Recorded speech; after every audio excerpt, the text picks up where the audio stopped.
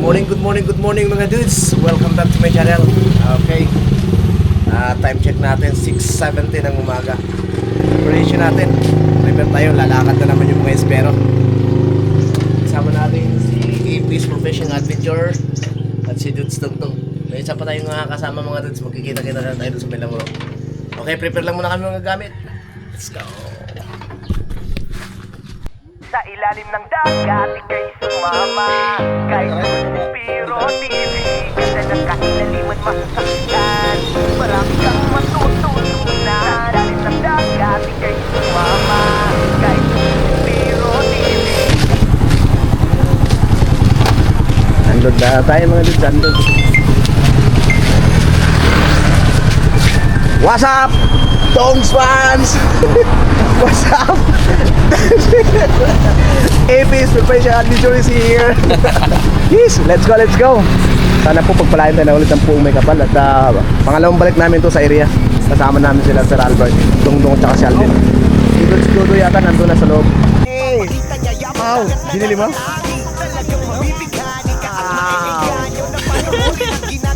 Pagkalaki.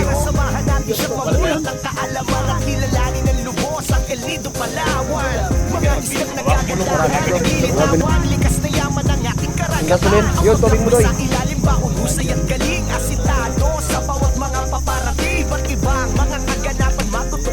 Talagang mag-e-enjoy sa kanyang ginagawa. Mga hakbang sa panghuhuli, lahat ay posible. Sa galing niya ay masasabi ang ibang klase. Dudes Spiro TV, aking samahan sa kanyang paglalakbay sa kasagatan. Ayan, ipat mga dudes, kailangan natin magtulak. Ayan. Ano masasabi mo sa ganito mga pagkakataon doon sa tayo? Ay, ikaw dyan ka rin. Ano masasabi mo dyan? Ha? Bumakain dyan. Baba. Pagod na kagad, bago mag-isip. Pagod na daw agad bago mag-isip. Kaya yan. Dito sa kaliwa. Spiro TV, ganda ng kailaliman masasaksihan. Marami kang matututunan. Sa ilalim ng dagat, ika'y sumama. Kahit Spiro TV. Ahahay! Alright mga dudes, after 1 hour drive from mainland, dito na tayo sa ating paboritong spot, ang ating Baboy Island. So dati dati po ay kami lang ni Dudes Dongdong. Ito yung pangalawang balik na namin dito.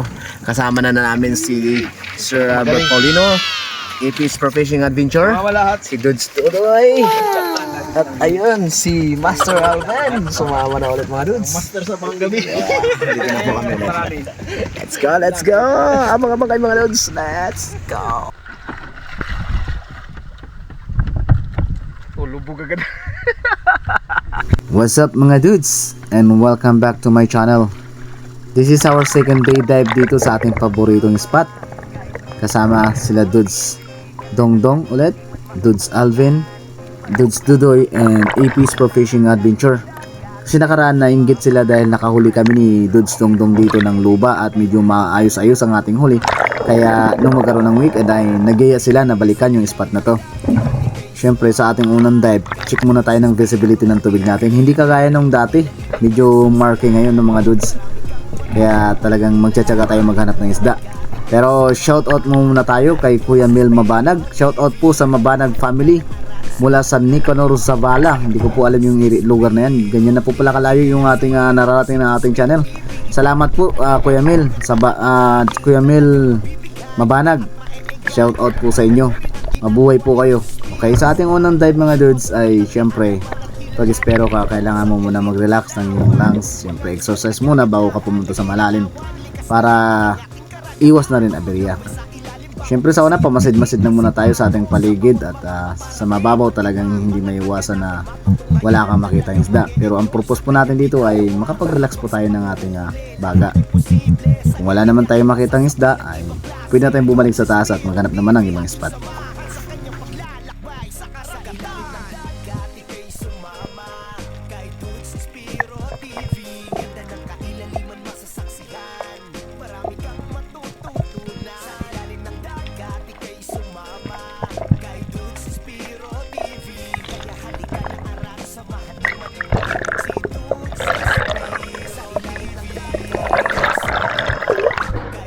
Ayun, pagkatapos na natin makapag-exercise ng maayos at dumako na tayo sa malalim na bahagi ng spot na ito.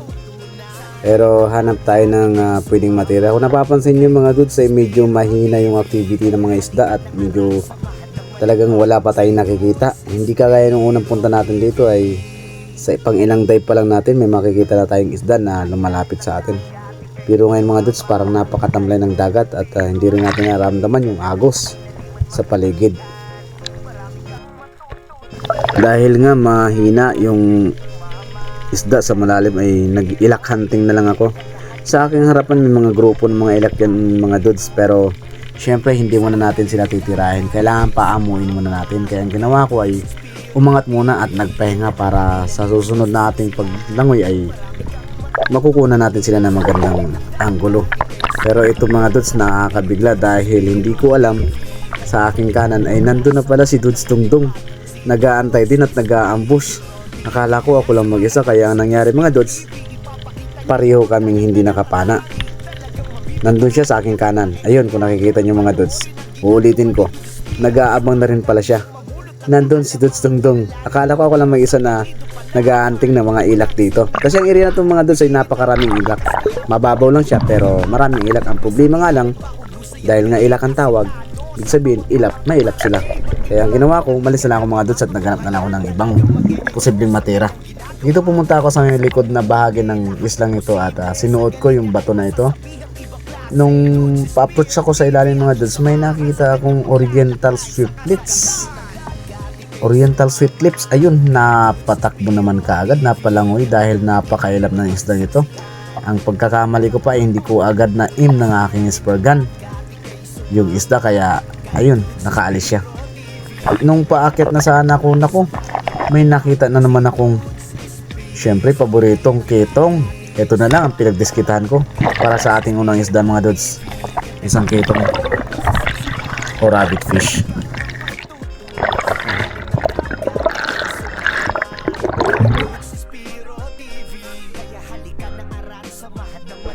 May wala kayong kasi sa loob?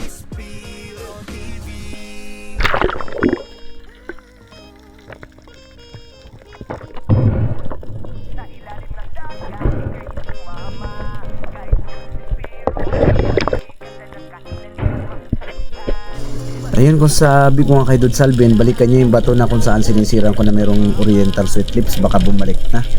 Kaya kung nakikita niyo mga Dudes, sinubukan niyang hanapin sa ilalim, pero hindi na talaga bumalik yung oriental sweetlips. Malaki na rin sana yung mga Dudes, sayang dito, hindi natin nahanap.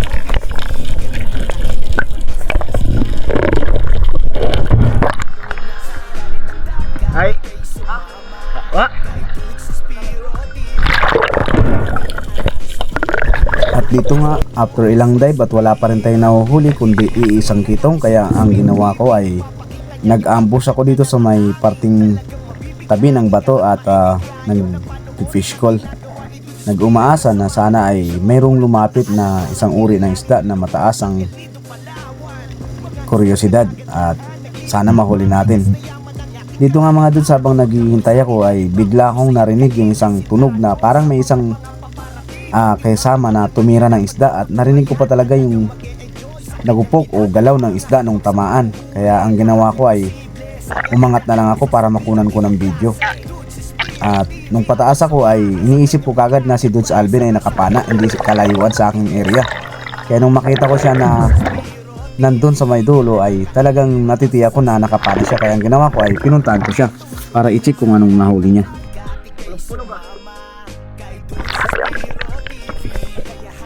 At ayun na nga mga dudes, sinubukan kong i-retrieve yung isda na nahuli niya na nakasabit sa bato.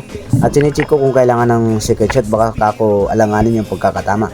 Nung malapit na ako ay nakita ko isang malaking sweetlips pala, oriental sweetlips ang kanyang nahuli. At nung nakita ko naman na secure naman ang kanyang pagkakatama at hindi makakabitaw ay tinanggal ko na lang yung kanyang bala.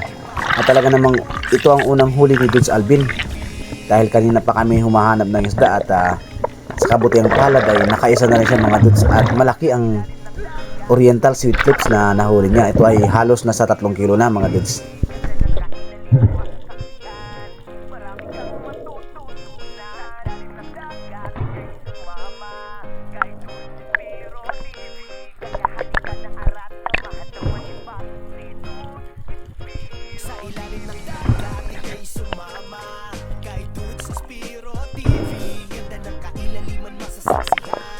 Dito, panibagong pagsisid mga dudes. Isa kong target ang isang ketong o rabbit fish. Pero nung akmang malapit na ako sa kanya, biglang nagpakita naman itong ilak. Kaya syempre sa ilak tayo dahil mas mabenta ito. Kaya lang medyo magalaw at maliko talagang ilak nito. Sa isang patsambang tira mga dudes, ito nangyari. Uy, tinamaan pa rin natin kahit medyo alanganin mga dudes, pero medyo napataas ang ating tama at umaasa tayo na hindi sana makabitaw yung isdang ito. Dito sa amin mga dudes, ang tangigi at ang ibang uri ng isda ay hindi masyadong pinapansin ng ating mga customer sa ating talipapa. Pero pag narinig nila ang salitang ilak, talagang malayo pa lang mga dudes, nag-aabang na talaga sila dahil napaka-paborito nila itong ihawin. Medyo alanganin nga ang tama ng ating isda, pero sa kabutihang palad ay doon siya tinamaan sa isang parte ng kanyang katawan na hindi napupunit. Kaya naisecure pa rin natin ang ilak na ito. Dito nga, bago ako bumalik sa bangka ay may pinana akong isang coral trout grouper na tinamaan ko pero nakawala. Kaya buti na lang may dala akong flashlight at subukan kong hanapin kung makikita ko pa sa ilalim ng bato. Pero nung nandun ako sa ilalim ay kahit anong light ko sa paligid ay hindi ko na nakita talaga yung coral trout grouper.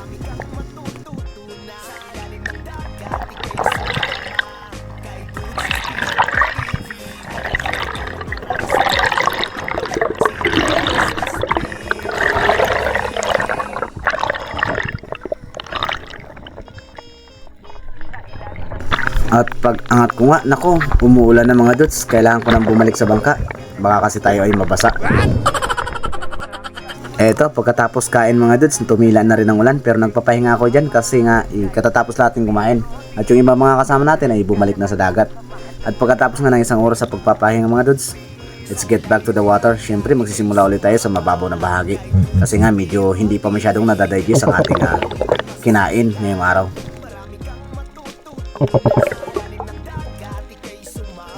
Dito sa bato ito madalas ako mag-ambush, fish call at umaasa na may mga ma-attract akong mga isda na pwedeng lumapit.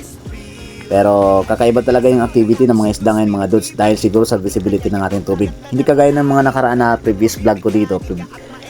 Konting fish call ko lang dito ay may mga lumalapit na. Pero ngayon talaga mga dudes wala. Nung naramdaman ko na medyo okay na ang ating tiyan at maayos na ang ating digestion ay pumunta na ako sa malalim na bahagi. Dahil nga medyo mahirap ang mga isda ngayon mga dudes ay gusto ko na lang sanang panayin yung mga maliliit na kulay itim na ito. Ito ay isang uri ng surahan pero hindi pa talaga sila sapat mga dudes at hindi pa ganun kalaki. Kaya hindi ko na lang muna tinira.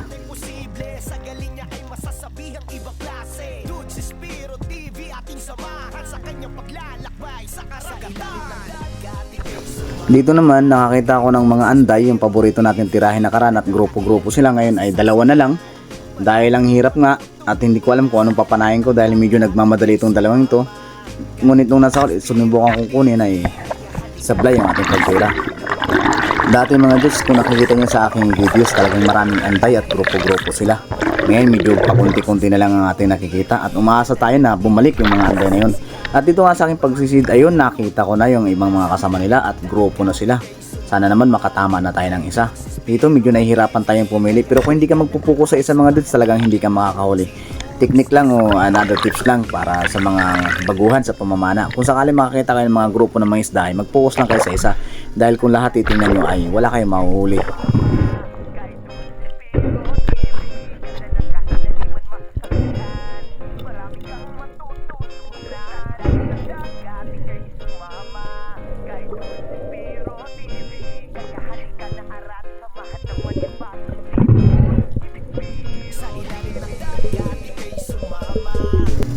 At ito ang ating nahuling anday. Ito nga mga dudes, habang inaayos ko yung aking isda na nahuli ay biglang tumawag si Sir Albert na puntahan ko daw ang kanyang spot dahil nandun pa daw ang ibang tribali na napana niya. May napana kasi siya tribali dito at hindi niya hinihila dahil nga iniikot-ikotan pa ito ng mga kasamaan tribali. Pero nung nagmamadali ako para makapana man lang kahit isa ay hindi kinaya ng ating hininga. Hindi kasi tayo nakapag-rest ng maganda mga dudes kaya wala ako napana. Kaya nung nilapitan ko siya ay ayun, magandang nahuli niya. Isang kawayanin o isang ori ng tribali ang kanya nahuli. Kasi laki rin ang mga nahuli ko nung unang punta ko dito. Sana all na lang talaga mga dudes. Kanina nung kasabi ko ay si Dudes Alvin, nakahuli siya ng Oriental Sweet Lips na malaki na rin. At ito na naman si AP Spear Fishing Adventure, nakahuli na naman ng kawayanin. Syempre tayo mga dudes, isang sisid. Ayun, nakakita na naman tayo ng tinatawag na anday. Kahit ito lang mga dudes mahuli natin, okay na tayo, masaya na tayo dahil nga medyo mahipangit ang ating visibility ng tubig. Kaya tsaga-tsaga na lang muna tayo kung ano mahuli natin at ipagpasalamat na lang natin na nabibigyan pa rin tayo ng biyaya. At dito nga mga dudes ay umuulan talaga. Medyo hindi maganda ang ating panahon. Kaya lang nagkabigilaan ng yaya kaya wala tayong magawa kundi ang mamana. Pero sana naman ay maging maayos pa rin ang lahat kahit medyo masama ang panahon.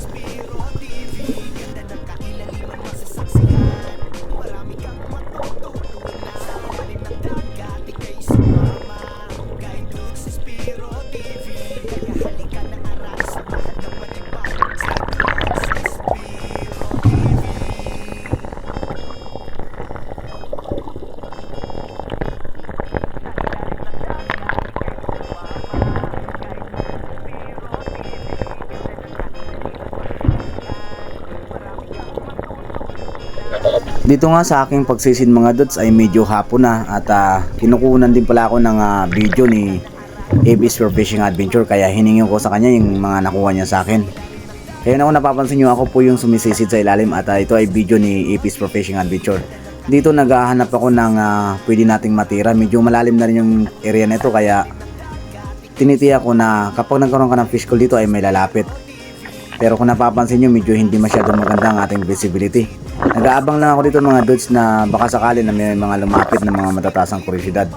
Kaya nung medyo napansin ko na wala ako na kikita na pwedeng posibleng tirahin ay bumalik na lang muna ako sa ibabaw.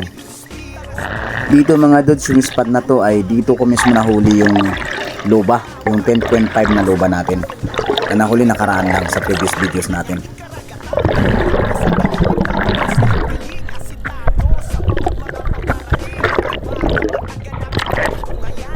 Dito nga pagkatapos ko makapagpahinga ng 2 to 3 minutes ay bumalik ako sa ilalim dahil narinig ko may pinana si AP Spear Fishing Adventure pero sumabit yung kanyang pana kaya nung babalikan ko siya ay tamang-tama na meron namang dumaang green job fish o malaguno kaya syempre kinuha na natin.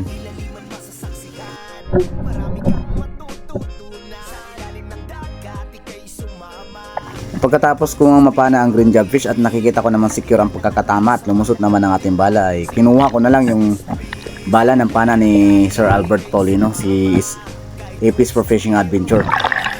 Dahil alam ko naman na hindi makakabitaw yung ating nahuli isda dahil nga lumusot sa katawan ng isda ang ating bala ng pana.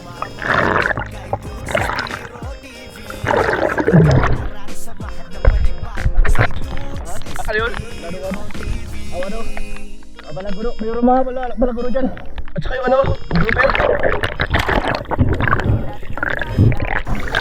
Tatlo kasi ang malaguno sa ilalim at sinabi ko nga kay Dudes Albert na balikan niya yung ilalim dahil meron pang malaguno na naiwan dun sa ilalim. Tatlo kasi yung nakita ko malaguno at good size na rin yung isa pang malaguno kaya sinabi ko sa kanya na balikan niya yung ilalim baka sakaling mahuli niya pa yung isang malaguno.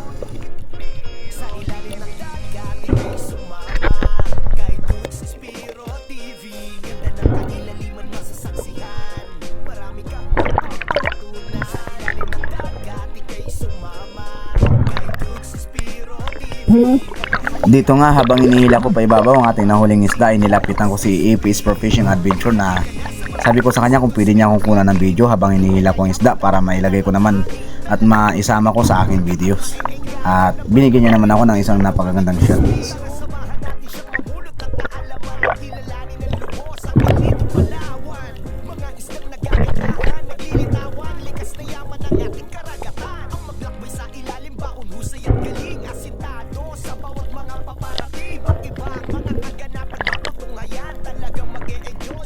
Sa aming grupo mga dudes, kami lang ni AP Spear Fishing Adventure yung may GoPro. Kaya kami ang madalas mag-buddy para makahingian kami ng iba't ibang shots galing sa kanya. At kung may makuha naman ako sa kanyang video ay binibigay ko rin sa kanya para mailagay niya rin sa kanyang YouTube channel.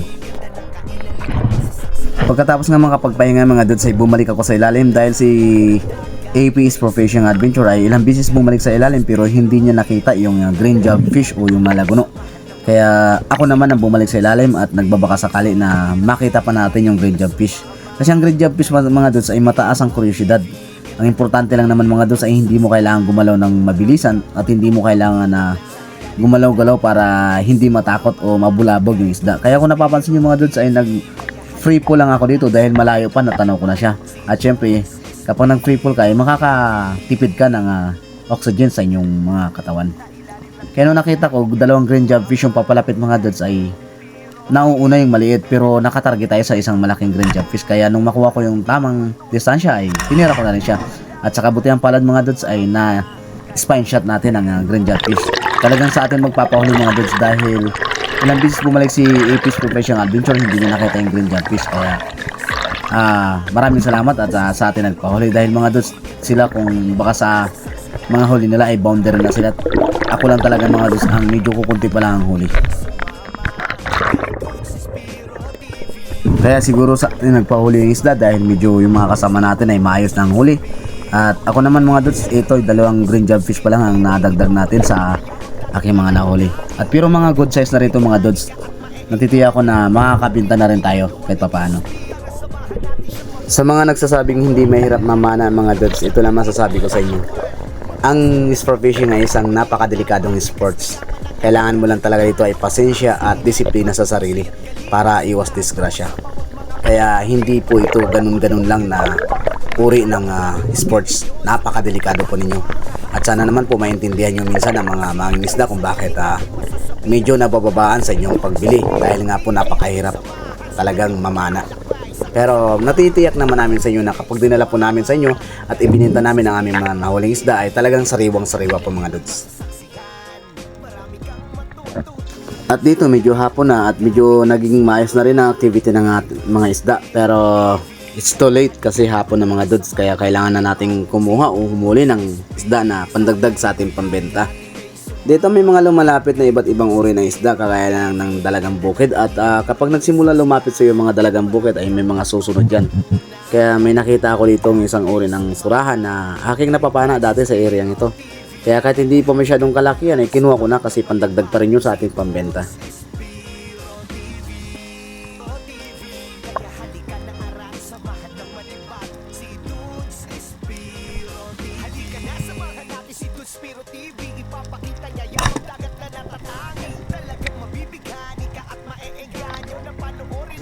Nakaraan hindi ko nasagot kung ibang tanong ng ating mga subscriber kasi mayroong nagtanong sa akin kung paano daw po humaba pa at medyo tumagal pa sa ilalim, paano pa makapag-hold ng medyo matagal-tagal sa ilalim. Para sa akin mga dudes, based on my experience ay syempre unang-una kailangan mapag-aralan mo yung tinatawag nating equalization. Ito yung pagpapalabas ng pressure sa tainga para naman hindi masyadong sumakit ang tainga mo habang pailalim ka. At syempre mga dudes, nakakatulong din yung ating mga gamit, especially yung mga wetsuit. Kasi mga dudes, kung sisisid ka at medyo lamig ang mararamdaman mo sa katawan mo ay hindi magiging maayos yung inyong pagsisid. At isa pa, mabilis kang maubusan ng oxygen sa inyong baga kasi nga lamig ang yung nararamdaman. Kaya nga mas mainam mga dudes na meron ka dapat panlaban sa lamig kagaya ng wetsuit, especially yung mga 3mm ng wetsuit, yung mga open cell. Matitiyak ko mga dudes, makakatulong yan sa pagpapatagal ng pag-hold ng breath sa ilalim. At medyo hapon na mga dudes, bumalik na tayo sa bangka. Medyo hindi na talaga maganda yung panahon. So napapansin nyo mga dudes, grabe na talaga ang ulan. At ang mga kasama natin ay ayun, nagpapasilong na sa ating bangka at natatakot na sigurong mabasa. Pero basang-basa na talaga sila mga dudes. Dito masaya pa kaming nagkukwentuhan habang tumatakbo kami. At talagang pauwi na kami mga dudes dahil medyo hapon na. Pero ramdam na po namin ang lamig. At eto na nga, sa kasagsagan ng aming biyahe pauwi mga dudes, eto na, nagkaroon na ng tinatawag na zero visibility. At ito yung nakakatakot sa lahat mga dudes dahil hindi mo alam kung saan ka pupunta. Especially wala kang kumpas.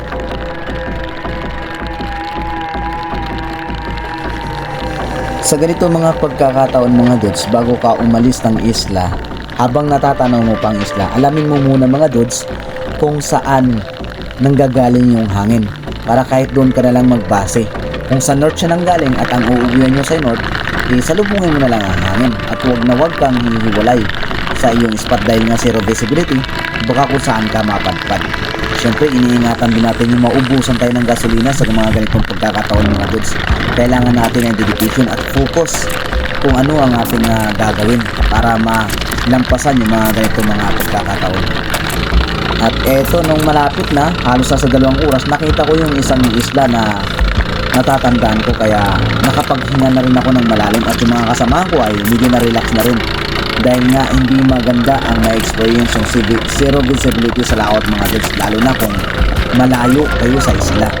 Pero salamat pa rin sa Pong May Kapal at nalampasan natin yung mga ganitong uri ng mga pangyayari. At ang matindi pa rito mga dudes, grabe pa ang kidlat, kaya hindi kami makapag-video ng maayos. At ayun nga, ginabi na kami. Pero kahit ginabi kami mga dudes, ay nagpapasalamat pa rin kami sa ating Pong May Kapal dahil ginabayan niya tayo sa ating pag-uwi.